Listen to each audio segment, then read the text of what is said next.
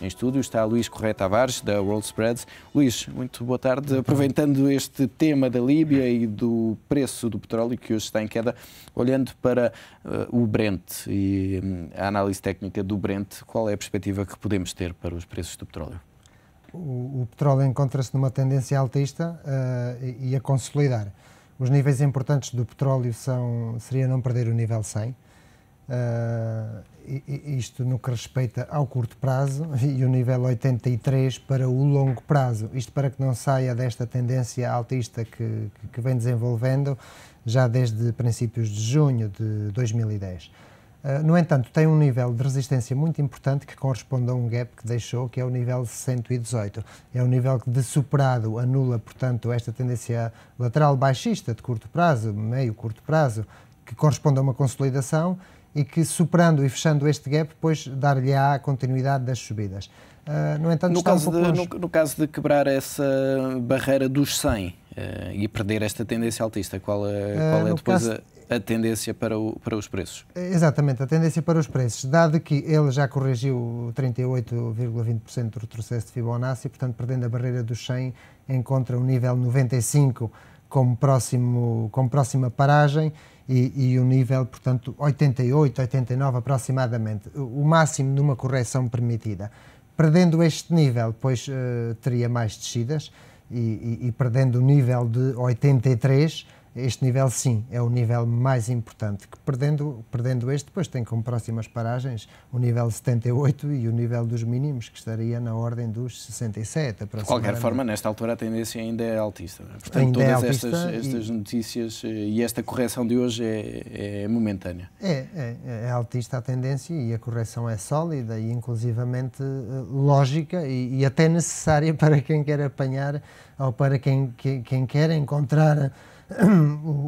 portanto, neste caso, o Brent a preços mais acessíveis para tentar aproveitar, então.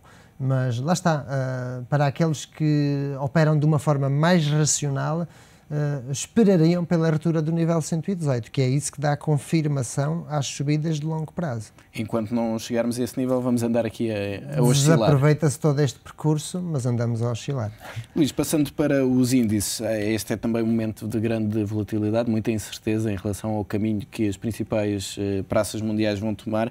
Se tomarmos como referência o S&P 500, quais são as perspectivas nesta altura? Já se consegue descortinar uma tendência? Ainda não. Estamos em fase... Eu vejo até, posso dizer, uma figura... E já estamos há algumas semanas assim, não é? Sem perceber qual será a tendência. Sim, a verdade é que desde que...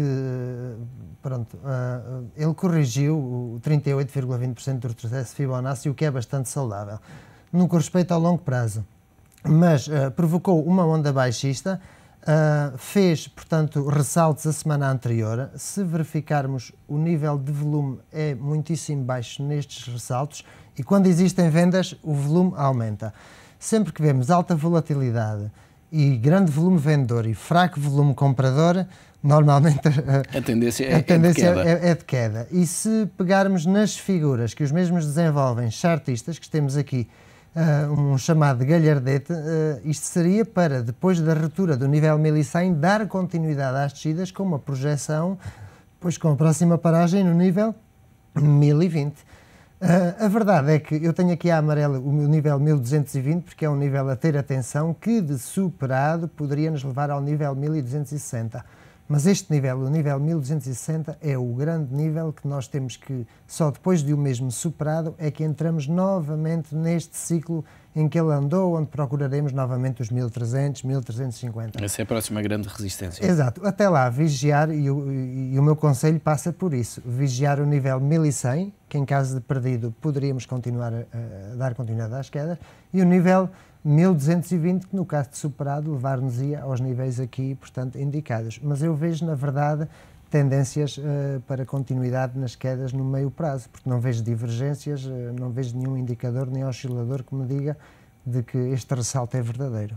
E dos Estados Unidos para a Europa, se olharmos para o Eurostoxx 50, tomando como referência este índice que reúne as 50 maiores cotadas europeias, o panorama é semelhante ao do S&P? Ou há aqui uma perspectiva mais animadora, digamos? Não, é semelhante, é semelhante. Tem o mesmo galhardete que nós verificamos no S&P 500, vemos-o dentro dos seus canais e percebemos melhor no Eurostoxx, na Europa, porque é que existiu este ressalto. Este ressalto existiu e foi tocar na diretriz baixista, na parte baixa da diretriz baixista. Isto chama-se um pullback, e daí deu continuidade à descida. Poderão continuar a existir ressaltos, mas que só me farão acreditar na continuidade das subidas, depois de superado o nível 2.400 até ao nível 2.550, e depois de superado estes é que poderemos procurar os seguintes níveis. Perdido o nível de 1.100, temos os níveis 2.000, 2018 como próxima paragem, e a outra em 1770. E aí viríamos aos mínimos de março de 2009. Quase. Exatamente. E de referir que o Eurostoxx corrigiu, desde as subidas realizadas desde o início de 2009, março de 2009, corrigiu mais dos 61,8% do retrocesso Fibonacci. Foi aos 76,4%, que raramente são utilizados, mas que neste caso foram. E que para aqueles que querem acreditar na continuidade da tendência altista, é uma esperança, na qual eu não deposito grande esperança, na verdade, mas que é um fator negativo perder os 61,8%. Olhemos então para a praça portuguesa. O PSI 20 também tem andado, obviamente, a oscilar muito nas últimas sessões, a acompanhar aquilo que se passa no resto da Europa e também no resto do mundo.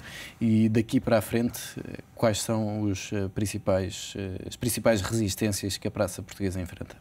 Pois, as principais resistências que a praça portuguesa enfrenta são, portanto, eu estou primeiro a verificar o volume, que é bastante baixo, conforme podemos verificar, portanto, neste ressalto foi fraquinho. O ressalto do dia de hoje veio tocar precisamente na parte alta desta diretriz baixista de curto prazo, e cá está.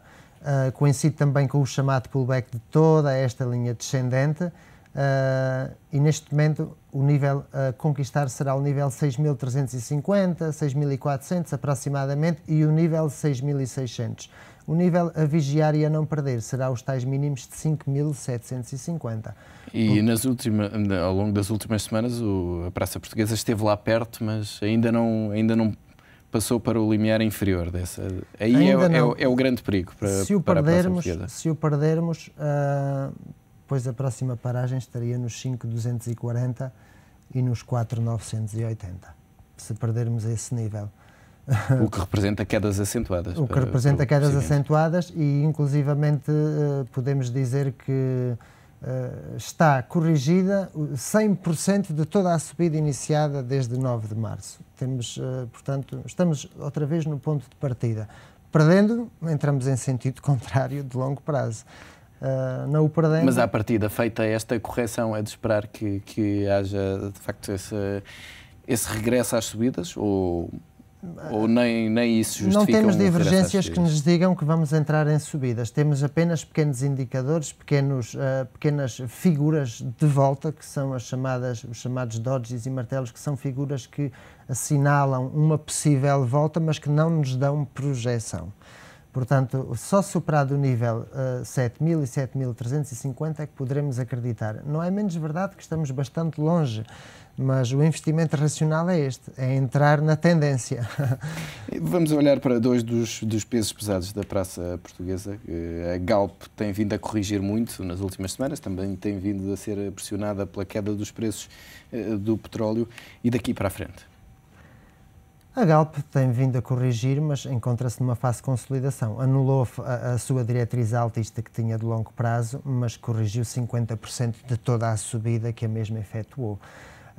A grande verdade é que tem um processo, lá está, as cotadas mais fortes do índice são aquelas que também marcam o passo, não é?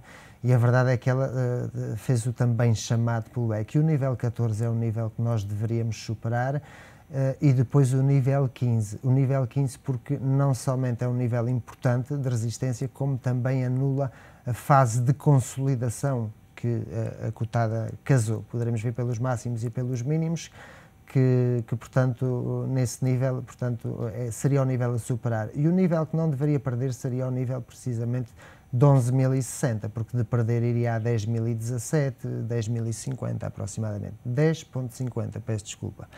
Luís, para concluirmos, olhemos para a Portugal Telecom, foi uma cotada que surpreendeu muita gente pelo desempenho que teve ao longo do último ano, em que perdeu cerca de 50% do valor. Nesta altura a PT já se pode dizer que tenha tocado no fundo? A Portugal Telecom, por uma projeção que tinha sido feita há uns meses atrás, que era uma figura de ombro, cabeça a ombro, levar-nos-ia ao nível de 4,63. Está no caminho, não quer dizer que o alcance, porque nem sempre é fiável, portanto, todas estas figuras. Eu vejo um fator positivo. Estamos na parte baixa de um canal descendente, temos estes gaps que são importantíssimos e que deverão ser superados e fechados, deverão fazer um fecho semanal por cima dos níveis 7,70 e 8,70 para que anulemos esta diretriz baixista.